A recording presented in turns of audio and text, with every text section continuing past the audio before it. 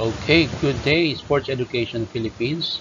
This is the new episode of Teaching and the subject Health Optimizing Physical Education 1 that you can use based on the most essential learning competencies created by the Department of Education in the senior high school.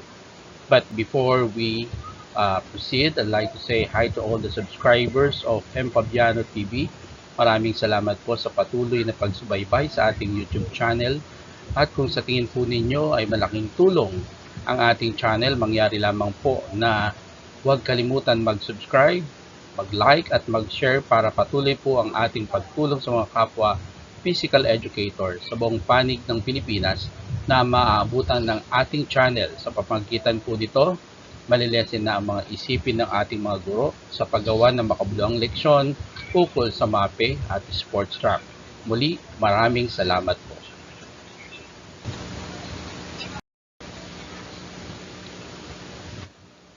A fitness assessment helps a doctor determine what sort of exercise program should be included in a treatment plan. This is important because physical activity can play a crucial role in recovery. To begin with, it is important to achieve both mind and body wellness during the treatment journey. Self-recognition is a very important piece when it comes to building confidence and self-esteem. Implementing self-assessments will allow athletes to focus solely on their own game, and athletes can often compare themselves to others, which can be quite damaging to their overall self-confidence. So this actually the as of the objective, why do we need to self-assess health-related fitness or the HRF status and the barriers to physical activity, assessment, participation, and one's diet. This actually done from the week 1 to week number 7 of our curriculum. Okay.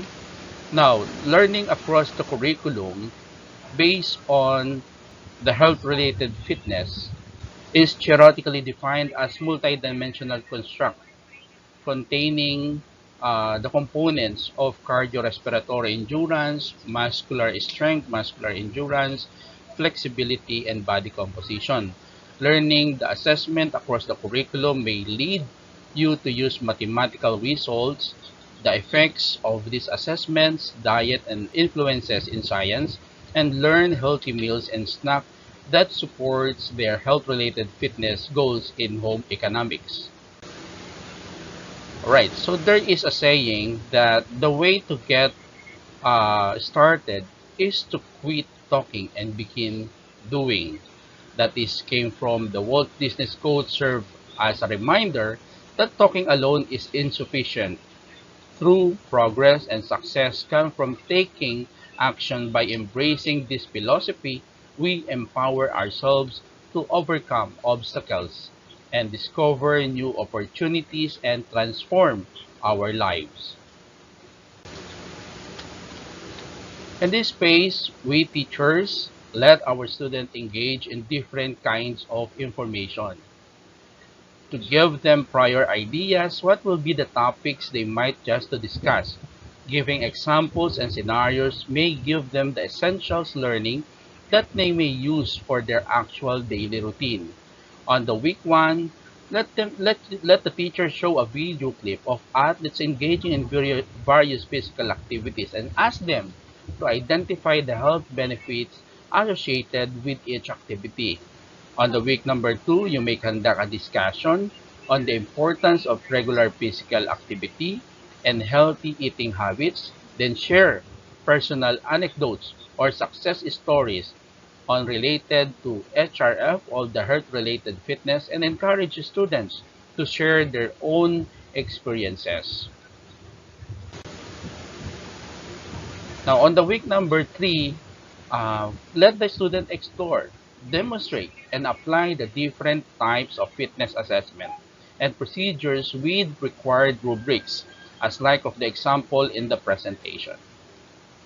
Then answering this question may also help students to assess new information and ideas based on their actual situations and experiences. Answering question number 1, that you have to evaluate, or the student needs to evaluate their fitness level that can help them establish attainable fitness goals. To set realistic fitness goals, they should assess their current level of fitness.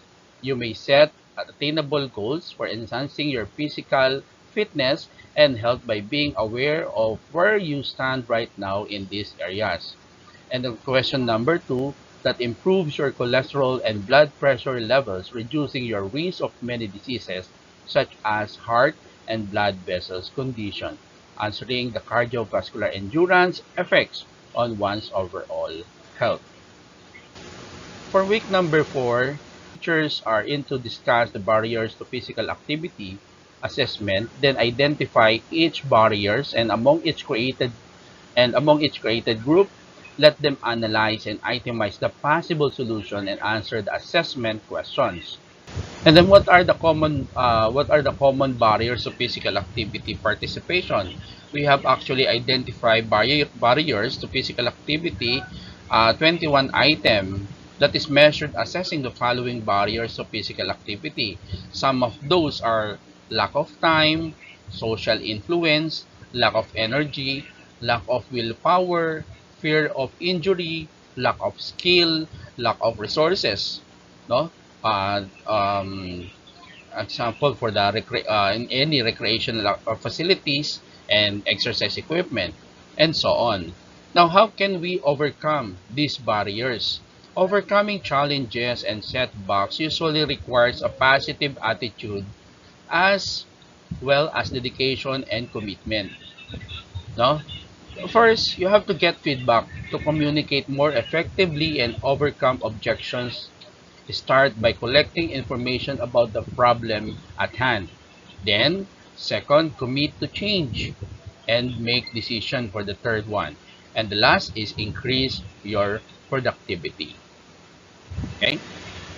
Now, on the week number 5, let the student do a diet assessment. It can be in a sort of a journal, diaries, nutrition labels, or diet matrix. It could be a program. This will help them realize the kind of food they usually intake, whether it can help them obtain nutrients or minerals that help for good energy consumption or not. No? Okay. Now, and then answering the assessment question, why is dietary assessment important, or why is it important to assess your diet? It's simply that dietary assessment understand you important to understand the types and amounts of macro and micronutrients consumed by an individual or population in order to assess susceptibility to specific nutrition related diseases or deficiencies and or excesses. Now, what changes can you make to improve your diet? No? Okay, you can eat healthier by making a few swaps, such as choosing whole grains over refined grains and eating more protein. No? A diet rich in fruits and vegetables has been scientifically proven to provide numerous health benefits, such as reducing the risk of several chronic diseases and keeping your body healthy. Now, on the week number 6 to week number 7, it will be a form of a lecture on the components of health-related fitness, a discussion on the impact of barriers to physical activity, and show interactive presentations on the importance of balanced diet and its effect. The teacher could make a simple or create a simple formative assessment to measure the level of learning of the students about the topic discussed. You may refer to www.nole.ai.com to help you create a higher level of questionnaire with interactive results based on the grade level of the learners. For the elaborating phase, okay, so on each idea, the teacher can conduct a group project where students create a fitness plan based on their individual fitness goal. And the teacher can create a cooking competition where the learners prepare healthy meals that support their health related fitness goal. Okay, now, so let's go on to the evaluation. Evaluating students' performance through formative and summative assessment is a very useful tool to identify if there's a need for a teacher to reteach certain topics that are not very clear or got the lowest number of correct responses. A teacher may create a written test assessing student knowledge about the health-related fitness components and barriers as far as diet assessment is concerned. Then observe student participation and engagement during class discussion and activities. Okay, so for the last part, this will be the assignment that should be given to our learners. So it may give our learners for a reinforcement, and you think that the teacher thinks that there is a need for remediation. This could be a useful tool for an assessment.